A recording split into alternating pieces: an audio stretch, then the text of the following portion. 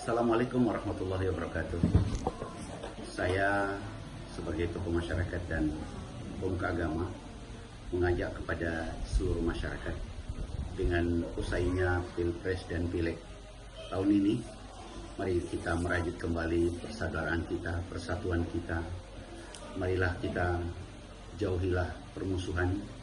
Kita menjelang bulan suci Ramadan, mari kita kembali bersaudara lagi. Kita eratkan silaturahmi, kita saling bermaaf-maafan. Kepada aparat pemerintah, TNI dan kepolisian, kami mengucapkan terima kasih yang telah menjaga keamanan ketertiban selama pelaksanaan Pileg dan Pilpres.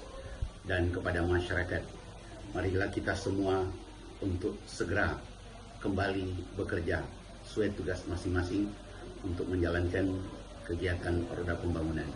Insya Allah menjelang Ramadan ini, marilah kita sambut bulan suci dengan penuh kesucian jiwa.